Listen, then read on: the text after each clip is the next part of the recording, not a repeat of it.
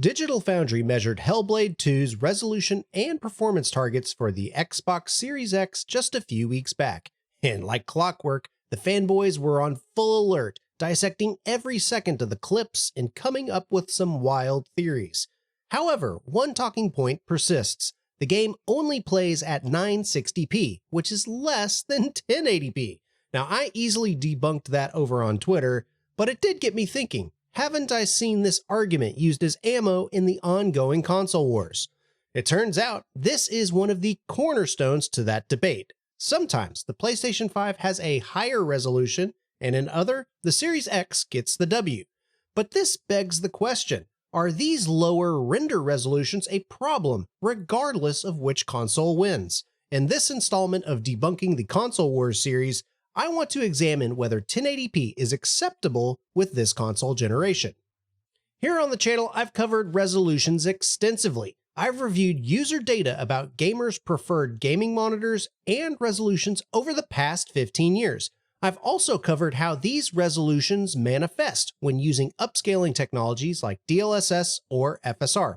I've even gone above and beyond anyone else on YouTube, comparing the two technologies using Netflix's visual quality tools.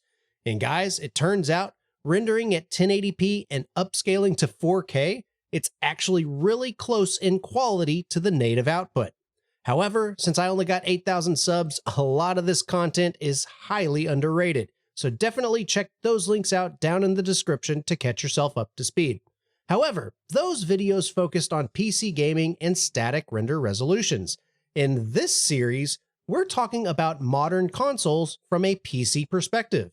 Resolutions are an entirely different ballgame when it comes to a modern console. There is a fundamental delivery philosophy of the console experience that's just foreign to us PC gamers. So let's set the stage. On paper, the PlayStation 5 and Series X intend to attach to a 4K TV or monitor, and they develop games for specific performance targets. Typically, developers aim for different performance modes, targeting either 60 or 30 FPS. However, each mode typically favors visual quality with higher resolutions or visual fluidity with lower resolutions. Even with those targets in mind, the question becomes, what resolution are we even looking at? Some quality modes go as high as native 4K, but most go down to about 1440p. And if we're in performance mode, most games typically hover around 1440p, but some can dip down into the 720p range. And if that wasn't enough, developers use dynamic resolution scaling to help stabilize the performance by adjusting the resolution on the fly, which helps maintain a consistent gaming experience. This all sounds great, but how does it actually work, and how does 1080p fit into the equation? Talk is cheap and engineering is expensive, so let's get to work. I want to set the stage and show you guys dynamic resolution in action. The best engine on PC to showcase this technology is id Tech 7 with Doom Eternal. Now, let's hold off on ripping and tearing for just a second and take a minute to just enjoy the scenery. At the top right, we have our detailed statistics of the game. I'm running 4K with a target frame rate of 60 FPS with all the graphical bells and whistles turned on. As we rotate the scene, you'll see the monitor resolution at 2160p. Next to that is the current render resolution scaling factor. At the start, we're hovering around in the mid-80s, roughly 1800p. But as we rotate into the interior of the building, all the graphical effects really start to kick in, and the percentage drops to the 70s, into the 60s, and eventually bottoms out at 50%. That 50% turns out to be 1080p. As we continue through the loop, you'll start to notice the frame rates beginning to drop. That's because the dynamic resolution scale just can't keep the pace, and the game's performance begins to drop. Let's show that same clip again, but this time focusing more on the quality of the scene. As you know, Doom Eternal is a very fast-paced game, so focus more on the gun model and the Doomslayer's immediate surroundings. Rotating into the main interior, the shotgun starts to become soft, with the edges losing their sharpness. The interior ridges in the environment also become less pronounced, losing their depth in the material.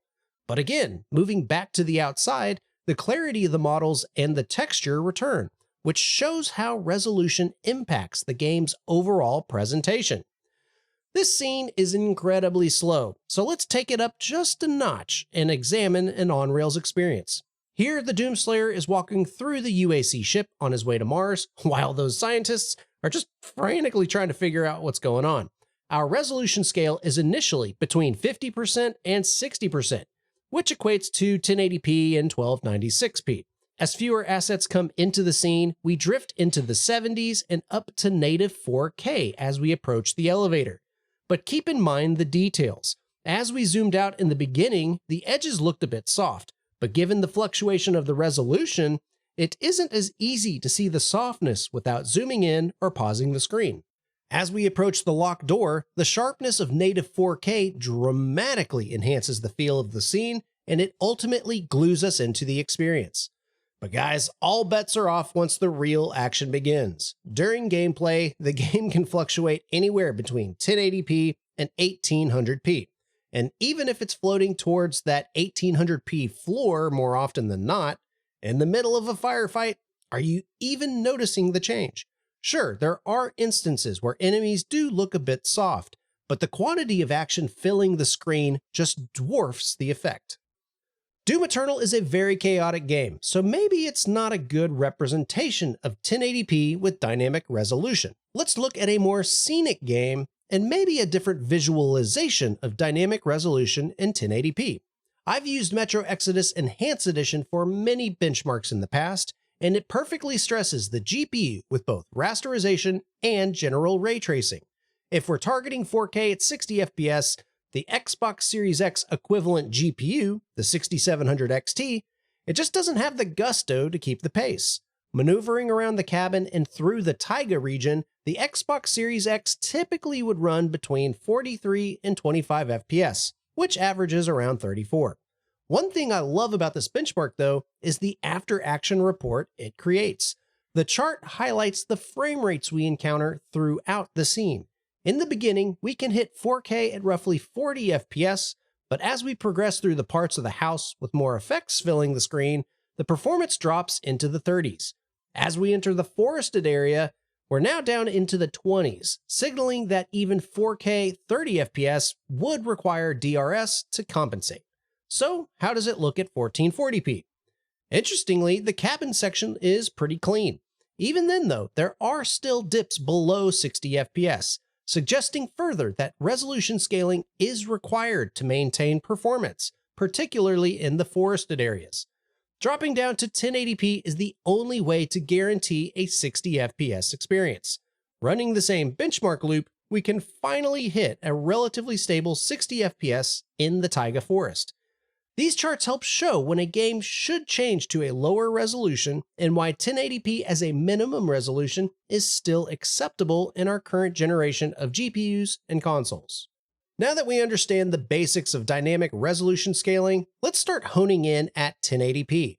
Kicking us off is Forza Horizon 5. When dialing in console performance mode settings and 4x MSAA, let's put native 4K output at the bottom and 1080p without FSR at the top.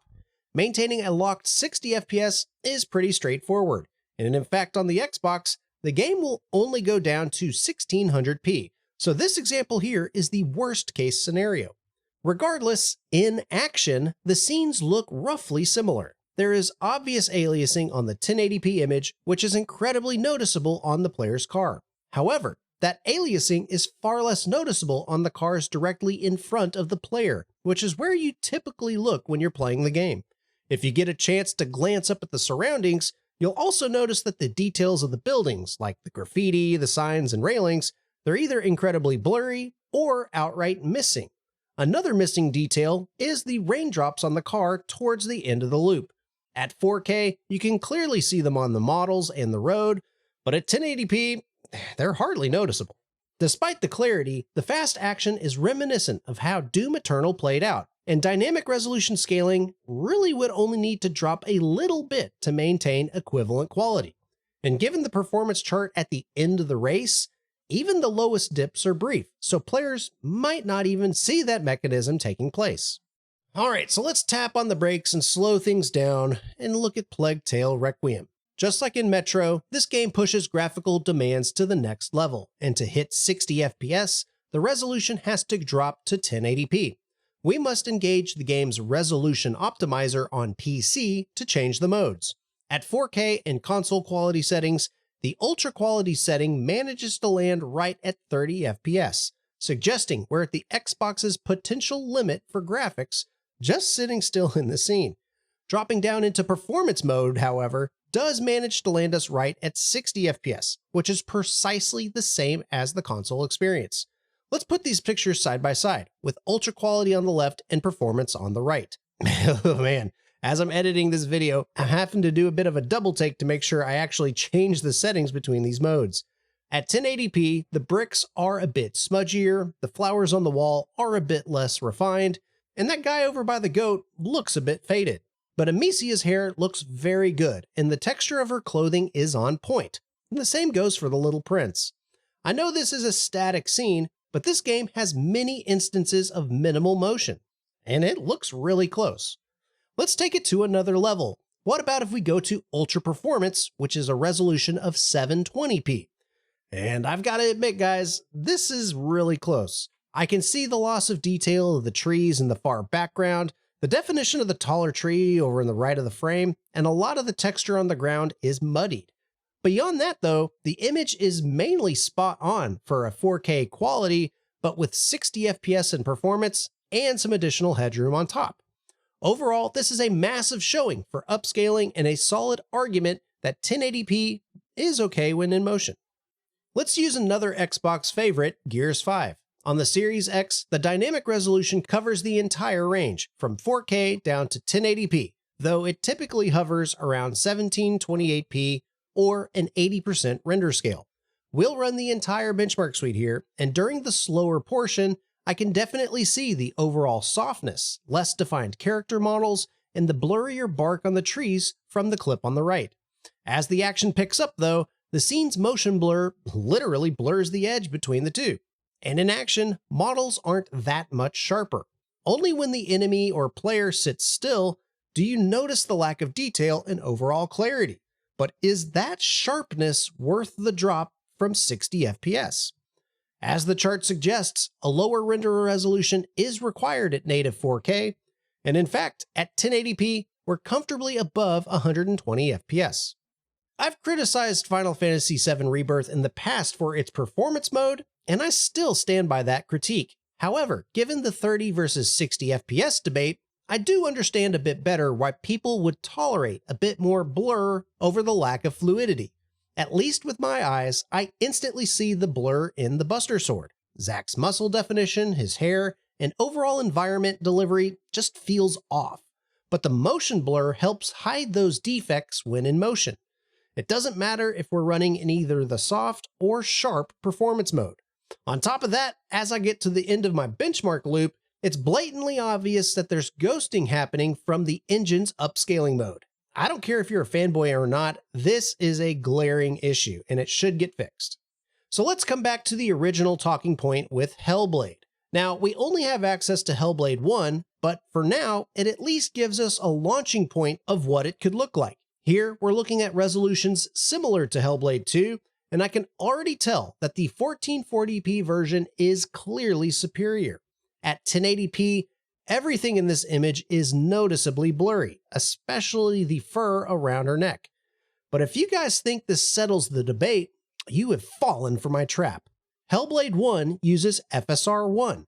FSR 1 has very obvious quality issues, but even with that in mind, this is entirely serviceable.